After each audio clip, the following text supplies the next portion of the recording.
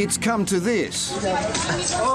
Snatching toilet rolls in Bankstown. In Tamworth, police had to taser a toilet paper shopper accused of throttling another customer and grabbing for an officer's gun. In Casula, Costco used crowd control around a newly arrived pallet. From the Northern Territory newspaper, an 8-page toilet paper lift-out. Hello, I'm Paul Barry. Welcome to Media Watch. And what a crazy week it's been, with reporters flat out covering the great toilet paper panic. From ground zero in the supermarket aisle. Take a look at this. We went out to take a look for ourselves yesterday and there wasn't a toilet roll in sight. To the gates of South Australia's toilet paper factory. Flat out, it's flat out, but, you know, we'll do anything for Australia. These times call for desperate measures, so we're working around the clock. Over on the ABC, as the panic mounted, Michael Rowland and Madeline Morris were calling for calm. Australia is not going to run out of toilet paper. You do not need to buy more toilet paper. No. But, as you can see from this supermarket stoush over the weekend, nothing is going to stop the panic. Or stop the Daily Mail from fanning the hysteria. In the past 7 days, it's written 63 stories on panic buying and toilet paper, which is about 9 a day. And believe me when I say, every angle has been covered. Toilet paper wipeout. Thousands of rolls of fear destroyed as delivery truck crashes. Coles customer told to use socks instead of toilet paper. Jackie O. Henderson is starting to panic over coronavirus as she is down to her last 2 toilet rolls. It was a crisis as real as it was ridiculous, with this Herald front page doing little to reduce anxiety levels. Don't panic! And with everyone worried about where their next sheet would come from, the project was offering up some alternatives. Well, you got a garden hose, you got cigarette papers, bloody newspapers, anything. You know, be like the dog and wipe their ass along the ground. I don't know. The commercial channels also found a new star in coronavirus prepper Diane, who showcased her virus bunker on 7, 9 and 10. We might have to start wearing face masks and we might have to start staying home. I'm definitely not clearing shelves or anything like that. Rices, drinks, muesli bars, heaps of noodles, 5 kilo bags of rice, dog food, cat food, canned fruit. And not to be outdone, the ABC's 7:30 devoted an entire programme to the virus, with Lee Sales promising not to cause panic or unnecessary worry. So, how did that go? Here's how the show kicked off. This is the most economically disruptive pandemic since World War II. It has already killed more people in 7 weeks than Ebola has killed in nearly 2 years. This is in some ways the biggest danger that we face as a species. No cause for alarm there. And did 7:30 track down a virus day prepper? You bet they did. Well, I also bought some seeds just in case the fresh food supply chain is interrupted.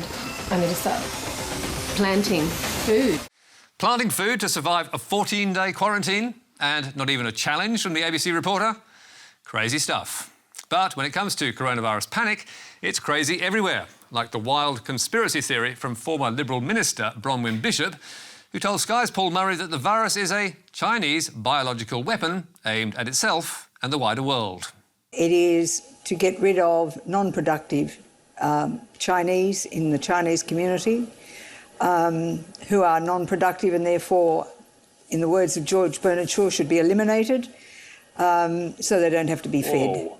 Secondly, it is to either export the virus into the United States and other parts of the world, or at least fear of the virus. And thirdly, to test whether or not it is possible for this sort of action to send the Western world into recession. For Bronwyn Bishop, the Cold War never ended. But we're pleased to say fellow guests shot her down, with Nicholas Rees leading the attack. So I just don't know what corner of the dark web you've been hanging out there in, Bronwyn, but, I mean, as far as conspiracy theories go, that is completely nuts. So, will Bronwyn now be sidelined? No chance. She'll be popping up all over the place. And, of course, continue as Paul Murray's regular guest. But now, let's return to the real world and to a devastating blow for real journalism. Hundreds of workers are about to lose their jobs as a national news agency prepares to shut down. They've been quietly providing photos and news stories for 85 years, filling our newspapers and lately our websites. But few will know their name or how vital their role has been. RIP AAP. RIP indeed.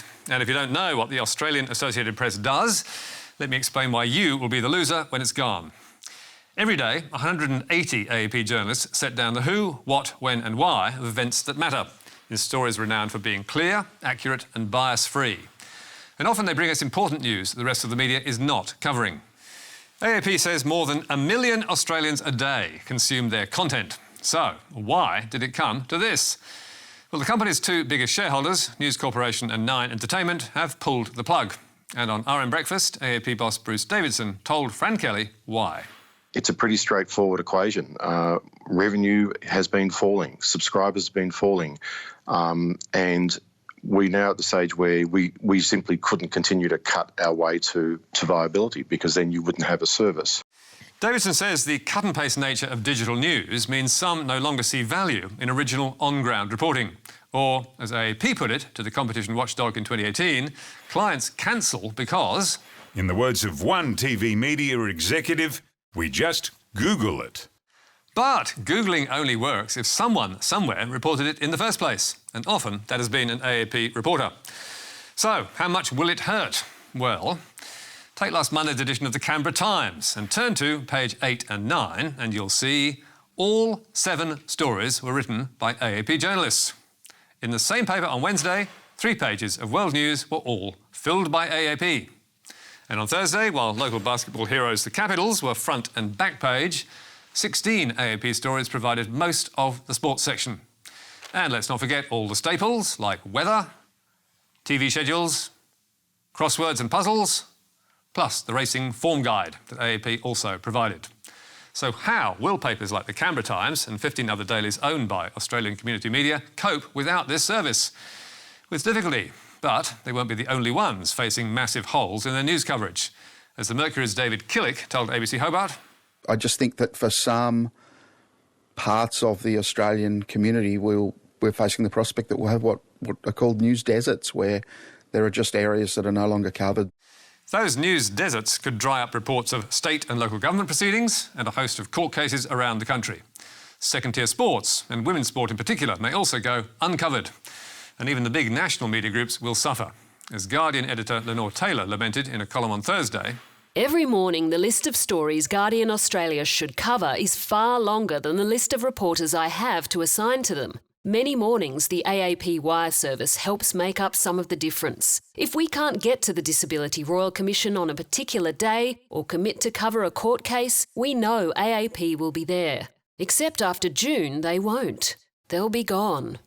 The loss of AAP will also be felt by 7, 10, SBS, the Daily Mail and others who rely on its breaking news.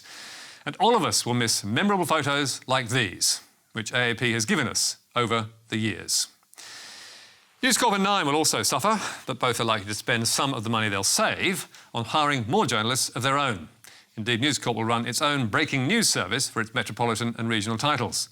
But that will be for internal use only, much to the annoyance of some in the industry, like The Conversation's Peter Martin. They've basically decided to stop looking after the rest of the public and, frankly, to stop looking after their competitors.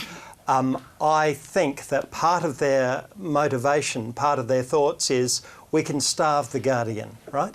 We can starve these other organisations who don't have the resources we can. Meanwhile, Bruce Guthrie, a former News and Fairfax editor who now runs the New Daily, argues the loss of AAP will further concentrate media power. News and Nine's action makes it even harder for new entrants now. In that sense, the closure reinforces the Nine News duopoly, which is as concerning as the closure itself. So, what do News Corp and Nine have to say about that? Essentially, that they're not prepared to continue subsidising a service that others pay too little for. Nine told Media Watch, this isn't a cost saving for us, but it is about taking control of our future and not being in a world where we're writing an ever-increasing cheque. And News Corp's Campbell Reid, who published his response to our questions in The Australian, said the tech giants and media rivals could have saved AAP if they had accepted, as they should have years ago, that they should be paying for the use of content produced by others. So, with AAP gone, what can we expect the future to look like? Most likely, more opinion columns, more stories about celebrities, more rubbish ripped off social media, and less real news. All in all, a dark day for the media and for Australia. Let's hope at least that some of the people leaving AAP find jobs. But now, let's change tack and look at a radical action from a UK paper whose journalists are sick and tired of online bullying. The abuse and threats made to Greta Thunberg by people from Bristol. By grown men, many who appear to have children of their own. 2 weeks ago, 17-year-old climate campaigner Greta Thunberg addressed a rally of more than 20,000 people in Bristol, many of whom were school kids. I will not be silent while the world is on fire. World leaders are behaving like children. So it falls on us to be the adults in the room. And after it was over, some of the UK tabloids were quick to pile on. Green? Not after Greta's gang invaded. Greta Thunberg savaged after protest turns Bristol College green into muddy quagmire. But coverage of the demo in the local Bristol Post was favourable, welcoming the young protesters and running positive pictures of the rally. And as so often with Thunberg, that unleashed a torrent of abuse. These comments came in their thousands, day and night, filling Facebook pages and groups. And as the Post reported, some commenters went beyond abusing Thunberg and the kids. The extra step they took was to appear to call for, encourage or incite people to take physical action against either Greta Thunberg or those taking part. So, what did the paper do? It shamed the worst offenders by publishing the names, pictures and profiles of the people who made the threats. And it did not make pretty reading. Stevie Ralph Taylor. She should be burnt at the stake! Kevin Bird. Crush the bitch! Ash Ashfaq. Her parents need to slap her with a brick. Anthony Hoskins. Spray the lot of the morons with water cannon. It is so rare for the media to do this that the naming and shaming made headlines across the UK. And it was even news in Australia. And as you can imagine, plenty of people on Twitter also heaped praise and encouragement on the paper. This is a bold and frankly brilliant move by the Bristol Post. Meanwhile, a poll of 5,100 people by the UK's YouGov asking if they supported or opposed the shaming of online trolls produced an emphatic result, with 71% in support. So, will anyone follow the Bristol Post lead in future? And will the threat of exposure make the trolls go into hiding? Let's hope so, but don't hold your breath. Because some are happy to put their names and faces to wishing people ill or even dead. And some media are happy to give them a platform. Like Sky's Outsiders, hosted by Rowan Dean, which rolled out the red carpet last week for toxic British commentator Katie Hopkins. We've just had the little Greta Thunberg in Bristol and, 35,000 school kids brought together, all of them bunking off school. They've only just got back from their skiing trips. It's why half of them have got the coronavirus in the first place, is because they just came back from northern Italy. So they're stood there with their coronavirus, 35,000 of them all together. I mean, hopefully many more will come down with the damn thing before the day's over. Ah, but she did, and Sky News let her. Nor could it have been a surprise, because Hopkins has a history of offensive comments that has seen her shunned by most of the UK media. Which is why even Rowan Dean felt he needed to make this disclaimer before she opened her mouth. By inviting her on our show, I point out the three of us do not necessarily support or share her views. Maybe so, but what Outsiders did was give her a platform. And as we've said before, there is really no excuse for doing so. And Nine Today Show and Carl Stefanovic should also take note. If you want to ask me who owns the word tramp, well, that would be Meghan Markle. Oh, wow! Carl was panned last year by MediaWatch and others when he interviewed Hopkins for a 60 Minutes on Meghan Markle. Yet here he was, back for a second bite, chuckling and chortling as Katie again laid into the royal couple. You know, Prince Harry used to be the best of us. He used to turn up naked in Vegas or, dressed as a Nazi under a pile of very good-looking women. And now what have we got? He's just become this little sidekick to Meghan Markle, and he's about as interesting as a vegan at a wedding. So what is the reason for having her on? Well, like Bronwyn Bishop, she is entertaining, but she's also poisonous. And given that the British media have dumped her, it really is time that we did too. But finally, to news.com.au, which amid great fanfare today launched a remarkable new series called Time Is Now on why we must act on global warming.